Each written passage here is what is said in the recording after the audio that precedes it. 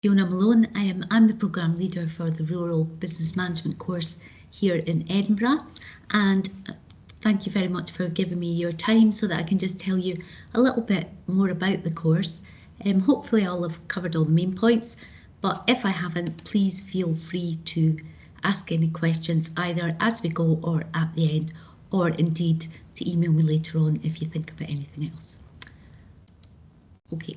So just to tell you a little bit about the course. So Rural Business Management is basically, has all the elements of a traditional business degree. So we look at marketing side of things, we look at accounting, we look at human resource management, motivation, etc. If any of you have done higher business, you'll be familiar with a lot of this terminology.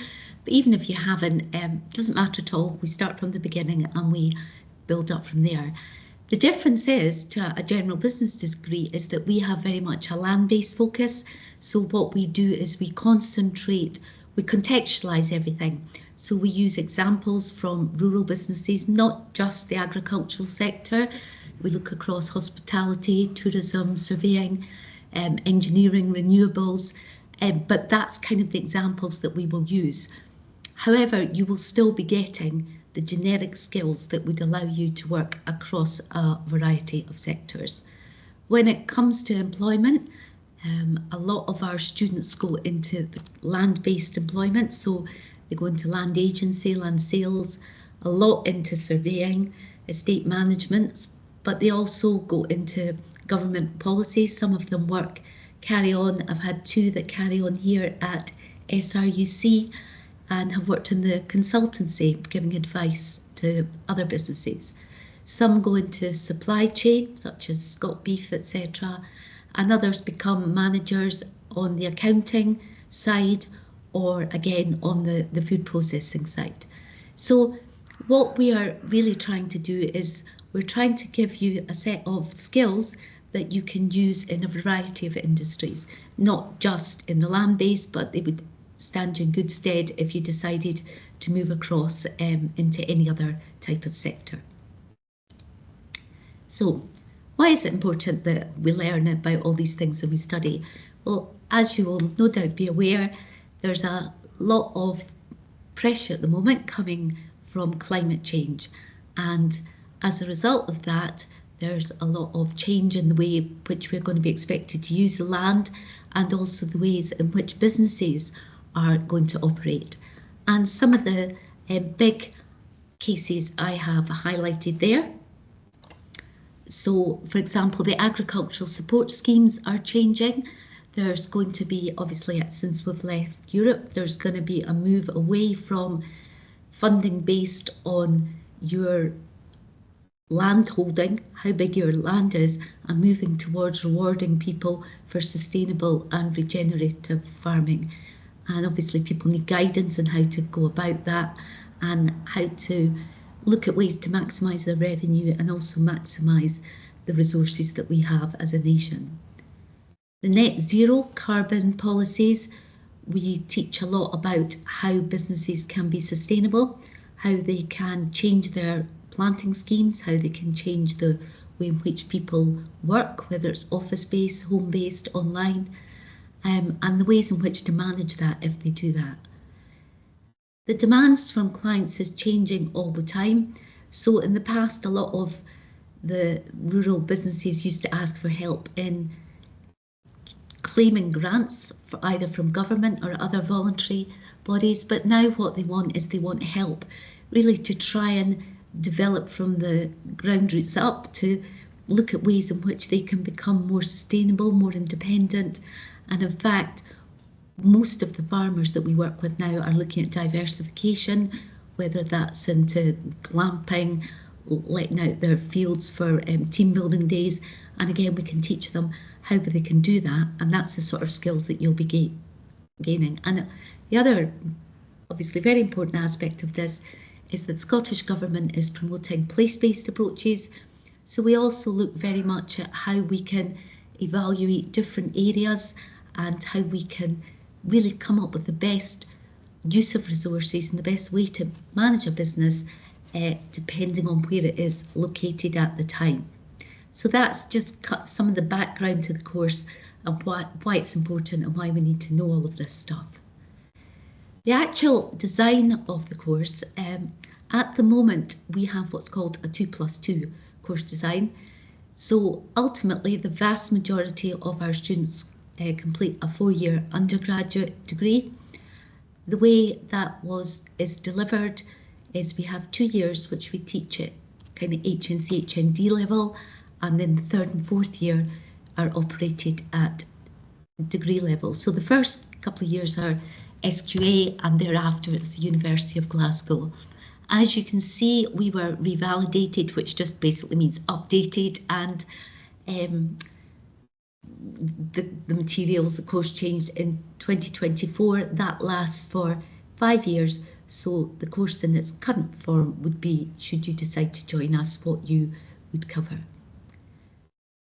The one advantage of this 2+2 model is that you can be accepted for HN or degree level, but your progression really just depends on its success. So that means that if you don't meet the degree eligibility requirements, so maybe you don't quite get the hires you expected, or you decide that this is a course that you want to do that you maybe hadn't taken the correct subjects for previously, and you wouldn't be accepted for the degree, what you can do is apply for the HN, and then assuming everything goes well, because we teach the groups together, at the end of the 2 years, if you wanted to, you would just carry on and do the degree.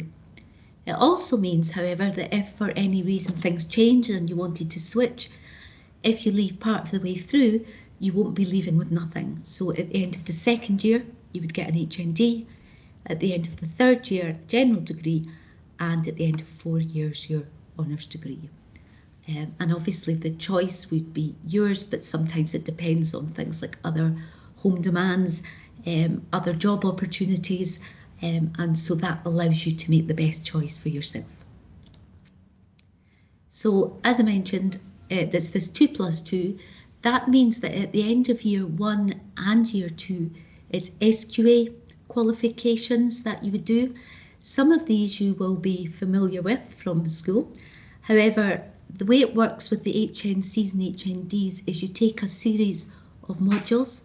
So in first year you would do 15, and in 2nd year 15, and it's split into 3 terms.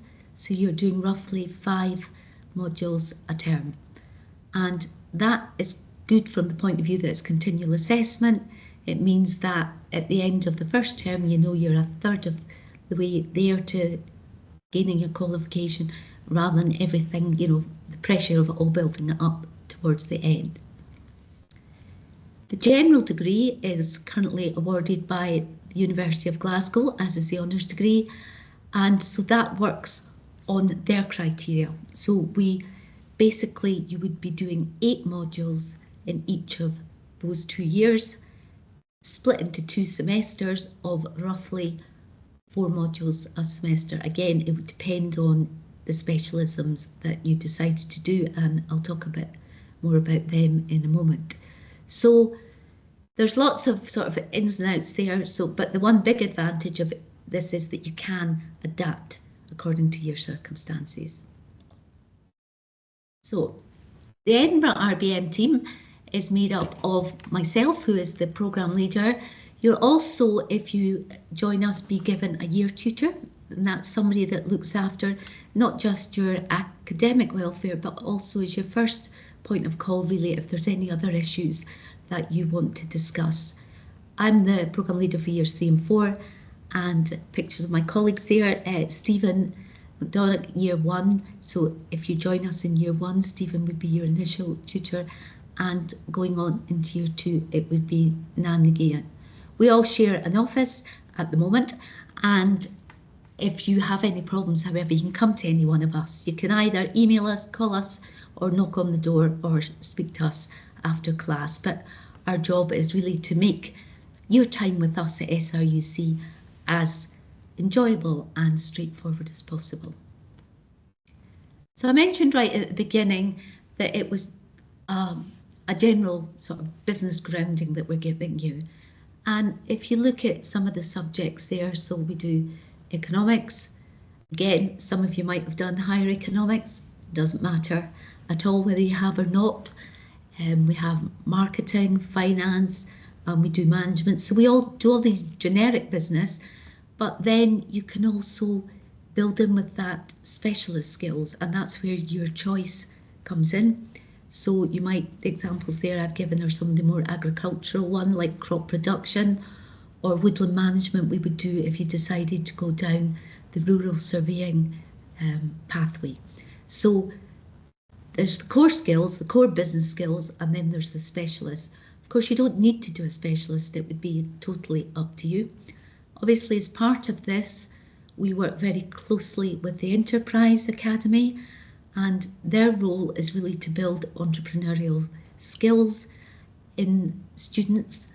Obviously, we do that as a huge part of the course anyway, but what this does is it gives you access to extra workshops, and you can go to lectures, there's clubs, there's competitions that you can do, and they also organise speakers that give you a better idea round about managing a rural business. In terms of how you learn, we're very much looking at teaching you how to apply your knowledge. So, you know, there's no point you rote learning, this is so-and-so's theory of motivation. We really want you to see how it all works in practice so that you're ready for employment when you go out there. And we do this through regular visits to businesses. So for each of your modules, we try to fit in at least one visit, but for some, they're much more practical subjects, so we would have more than that. We invite external speakers in, often from industry, and actually quite often we have people who were students here several years ago and are now coming back to share their knowledge that they've gained with the latest crop of students. We have quite a focus on developing base plans for business and also looking at case studies. Sometimes this is done on your own, but a lot of it is done working as a team, and you might be asked to produce a report, but you will also be given presentation skills. So at a recent forum with managers and industry, we were told that what they really wanted students to have were the soft skills, where they can present, they can talk, they can work as teams, not just that they know all the practical stuff. So we're in the new course focusing very much on that. We also, you know, you do a bit of individual research. We build up to that gradually. So you'll do something very small, maybe 200 words in first year, up to your final dissertation in fourth year. And as I mentioned previously, we also submit entries into local and national competitions. Quite often, if a student has done a very good piece of coursework, we will then take that and tweak it and put it in for one of the competitions that are going on, and usually they are focused on something like a business plan. So rural business management students are in quite a strong position in these cases, and we've had people win money, go down to London to get their prizes. One of my fourth years has just from last year won a rural business valuation prize, and is getting money as well as the plaque. So these things are not only good for your CV, but they're also a lot of fun as well. I mentioned earlier that there are different pathways or different specialisms that you could choose to go down. Obviously, if you don't want to and you just really are interested in lots of different things, you can pick and choose from anywhere, and as long as you get the right number of credits, you will get your qualification. Sometimes people have a particular interest or they know where they want to go and work, and in that case I would maybe speak to students about what they're aiming for and see if each of our specialist routes were appropriate. Agriculture is obviously the background that a lot of people come from, are familiar with, and we have very close links obviously with the agriculture team and their courses, and there's a lot of teaching that is across the two courses. And what you would do then is you would take all the subjects like livestock management, crop production, soil, etc. We also are accredited by 2 industry bodies. The first of these is tourism and the other is surveying and land management, and I'll talk a little bit more about each of those. So the surveying, the Royal Institute of Chartered Surveyors, if you study certain elective units with us, so you basically in 3rd and 4th year, you have to take certain options, you can become a chartered member of RICS, and the big advantage of that is that means that once you have graduated, you're able to become a fully accredited chartered surveyor in 2 years, when it is normally 5 years post-graduation. And therefore it's attractive to students, but it's also very attractive to employers, and that's why, you know, our students over the past few years who've followed this path have 100% employment. They're all able to get jobs, and in fact there's more jobs than there are graduates coming out from this pathway. Obviously, if you decided you wanted to do this, we would guide you and tell you what to do.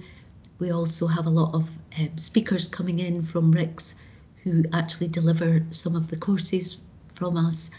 And again, that has recently been re-accredited, so we will have that in place for the next 6 years.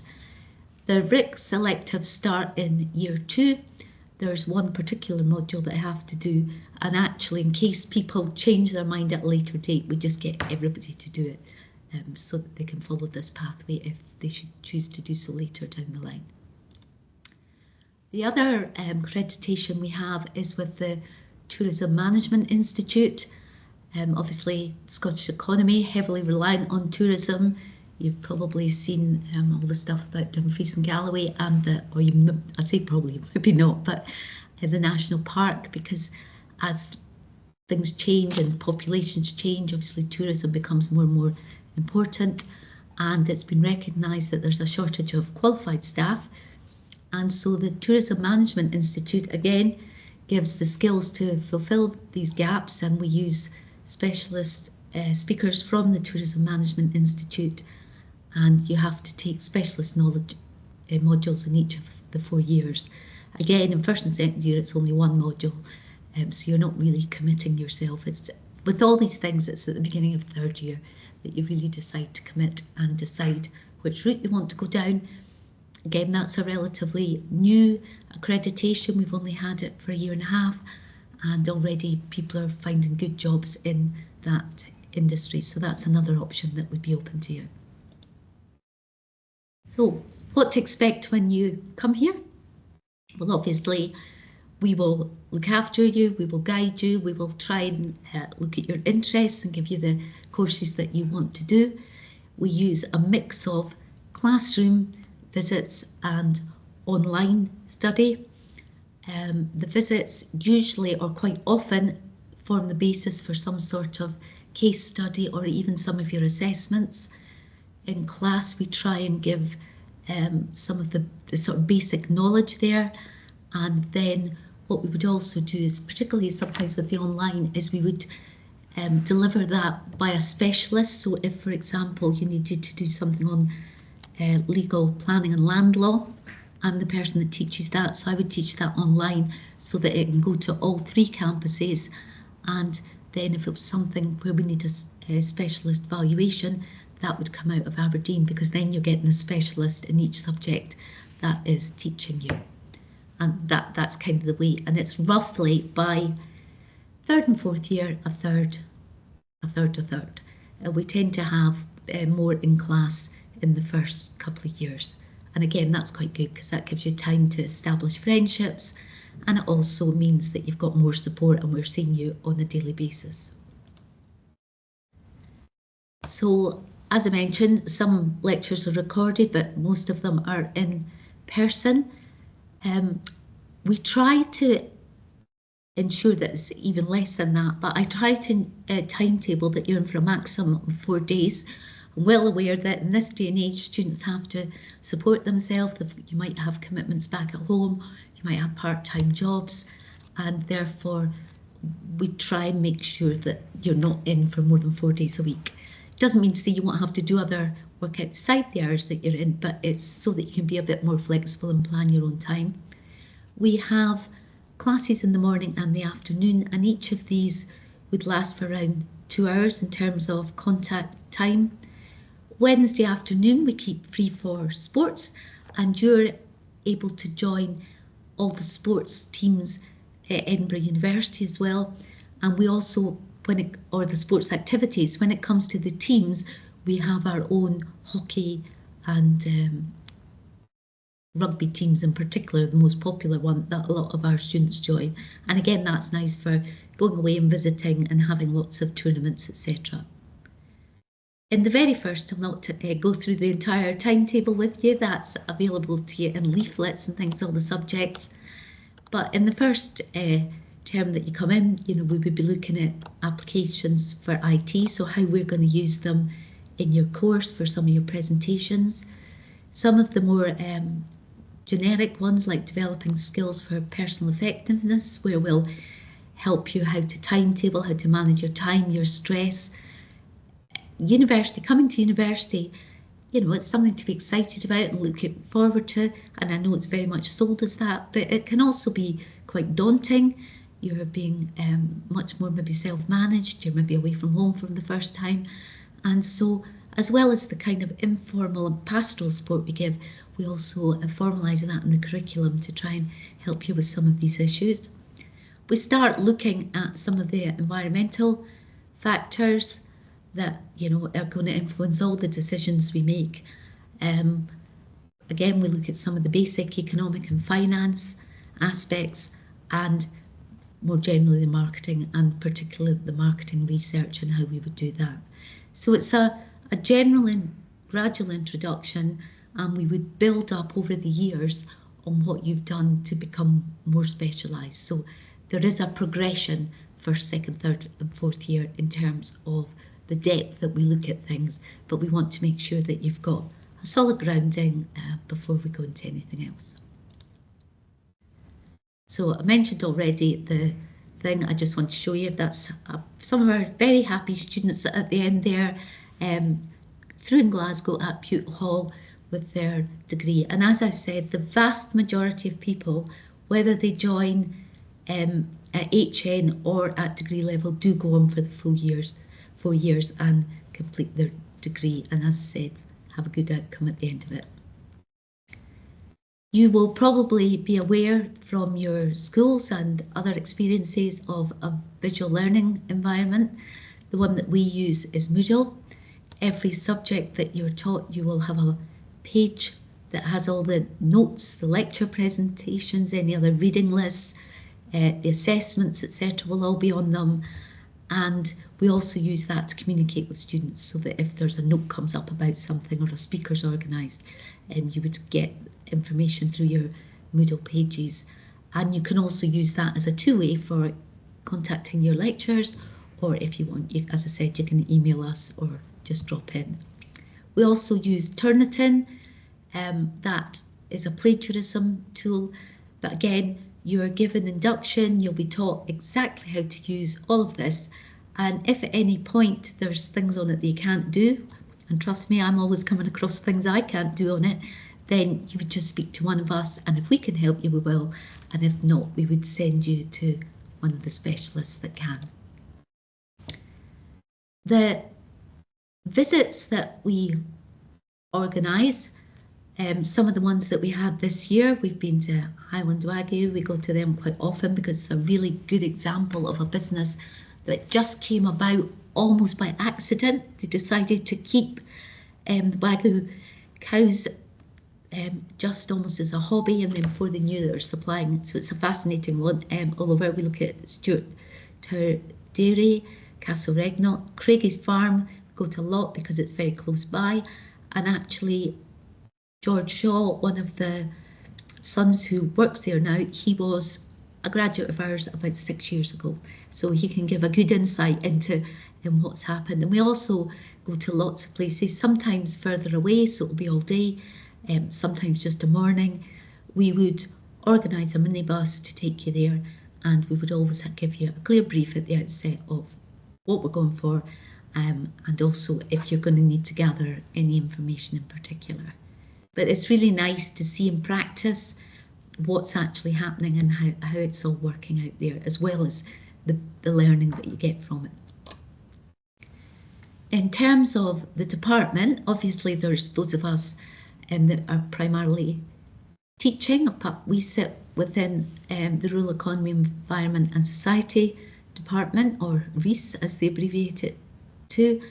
And as part of that, we have the Rural Policy Centre, who they really do a lot of research and then inform and translate that into policy. And that's really advantageous for getting the most up-to-date information and papers that you can use, but also for having people input into the lectures. So I'm currently teaching rural socioeconomic development, and one of the staff in the Rural Policy Centre has given a really good talk on some of the major issues that businesses are finding at the moment. Already mentioned the Enterprise Academy. We also have the Centre for Thriving Natural Capital. So if you were doing a project, say, on being more environmentally friendly, they can give you all sorts of data on carbon markets. They also run tutorials on how you can measure sustainability of businesses, and also how to help in the valuation of land use and policy. So there's a lot of other information and other people that also feed into the course and help with everything that you can learn. Yeah, and as I mentioned previously, we also have guest lectures, both local and global. SAC consultants are another arm of SRUC, and they basically work as a consultancy for rural businesses in lots of different areas: agriculture, tourism, forestry, and again they can give you lots of information. There's lots of little policy documents that are kind of A5 size, and you can use them often as the basis when you need some evidence for something that you're looking at, and we'll guide you towards that.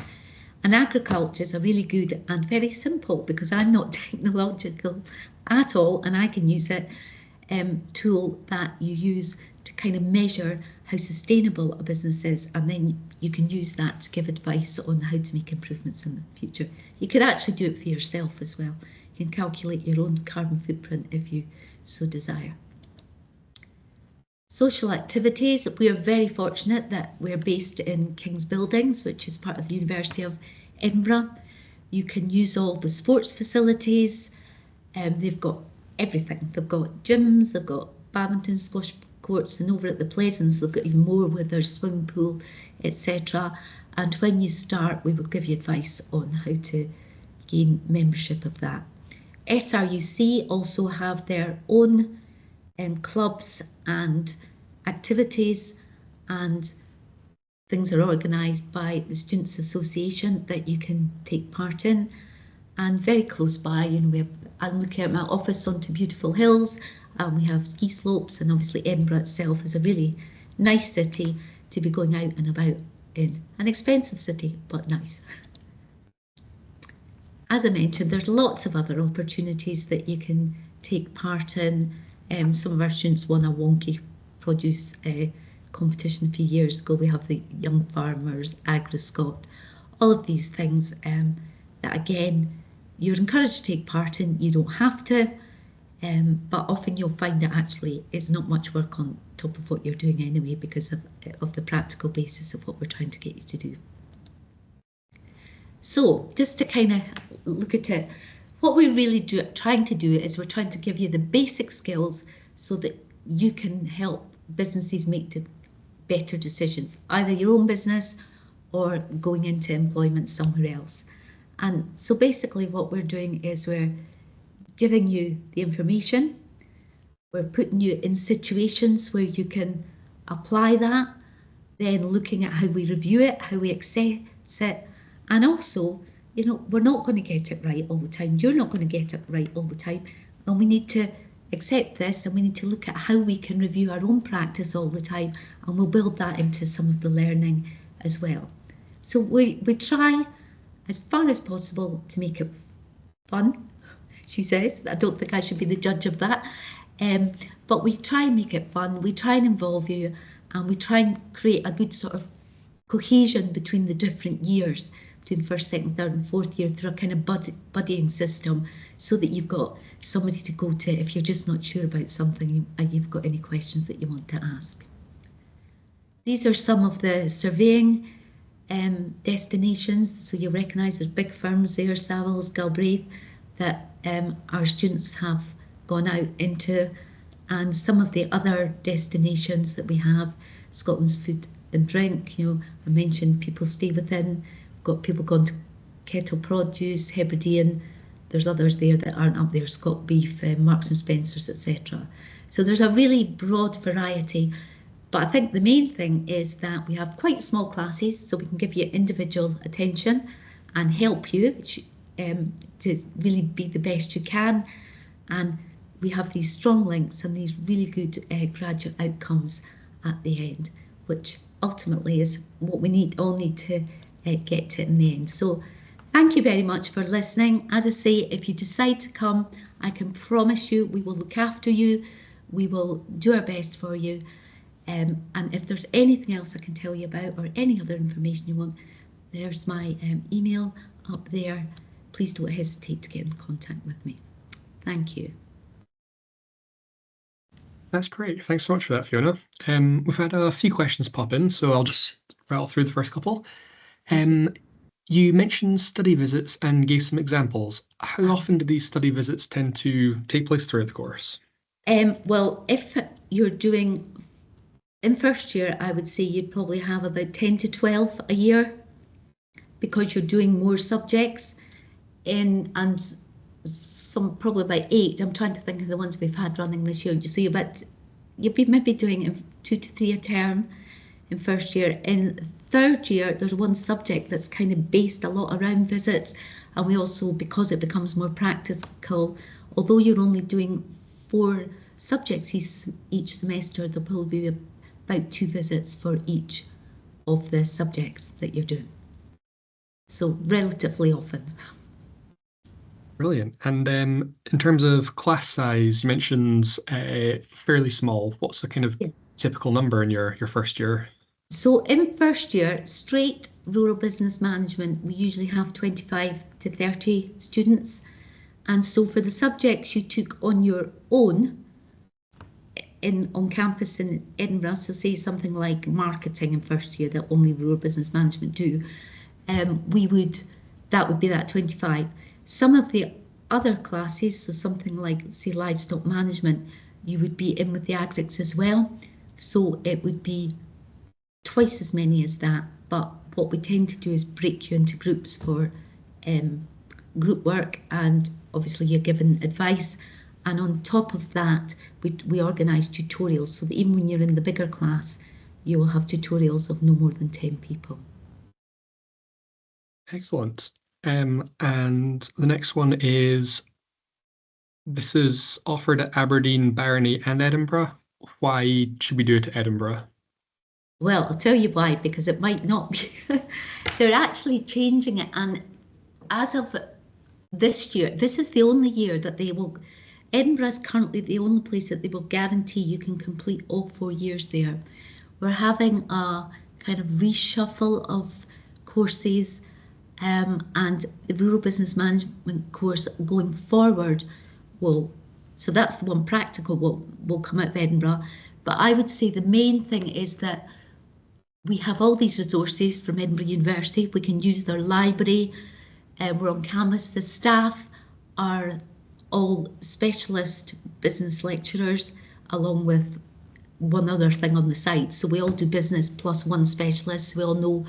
And also, we're in the central belt, so we're in a good position for all these visits. So we get more than some of the other campuses, and we have stronger links with the surveying firms purely because of where we're linked. That, and of course, the fact that we're the best staff. What's the next one here? Is it better to apply for the HND or the degree if you aren't sure which you want to do or which you might get the grades for? It makes absolutely no difference at all. because I had that question from a parent quite recently on the phone actually. If you didn't meet the degree requirements, but you had the ones for the HND, we would offer you the other place anyway. So, and even if you've come in for the degree and something happened and you wanted to leave with an HND, you could do that too. So no, my advice would be if you think you want to go do the degree, apply for it, but actually in practical terms, it doesn't matter at all. Okay, and I'm currently doing a HNC at Edinburgh College for Business. Would this get me entry to HND for rural business management? Yes, it would. It would possibly mean that I would have, depending on what you wanted to do in terms of specialisms, you might have to take an extra 2 modules in second year. But yes, we would take straight into HND. Okay, perfect. If anyone else does have any questions, do keep on putting them in the chat. One has come in here saying, what does a chartered surveyor do? Yeah, very good question. I should have explained that properly at the beginning. A surveyor is somebody that by and large, you might be familiar with house surveyors who go out and look at it and they value the houses. Rural chartered surveyors, they tend to give advice to rural businesses, either in terms of selling property or managing property. So they look at things like the law in terms of land, who owns the law, how you inherit the land, how to manage it the most financially way. They also look at if you want to value it for loans. They would look at how you sell property to get the best, so whether you're likely to get planning on it or not, whether you could sell it for development or whether you would have to sell it for agriculture. They also work a lot in the renewables industry, getting planning through things like power lines or underground cables or sea cables. So it's very much, it's professional. They work very closely with lawyers, but a lot of it's out in the field. So they go out and they deal with clients and give them advice really as to how to run their business the most efficient way. And if they decide to sell their business, how to do it again in the most efficient way. So they really sort of focus on things like property valuations, land law, agricultural law, and land management. That's the kind of areas that we would look at. Okay, we've had a few more. I should also add, actually, sorry, just as a follow-on to that, that we, right at the start in induction week, we get one of the rural surveyors comes in and gives you much more detail about it. And also our students, they come in as well and recruit for people to do internships so that you can try out and see if it's the thing for you or not. Fantastic. What else do we have here? Is accommodation available through the Edinburgh University allocation? No. The accommodation is, we have links with private accommodation providers and recommended ones that we would suggest to you. Obviously there's lots in Edinburgh, some of them are actually miles away and wouldn't be any good, and some aren't just as strong. So we have a list of approved private halls that we would recommend. And obviously if anybody decided to come and they need more help or more detail on that, I can point you in the right direction for that. And is there an opportunity of a placement year or getting work experience through the course? At the moment, work for one of the subjects, business ethics, in fourth year, people do 1 day a week, but most people with our help, it's usually paid actually, do work experience between second and third year and third and fourth year.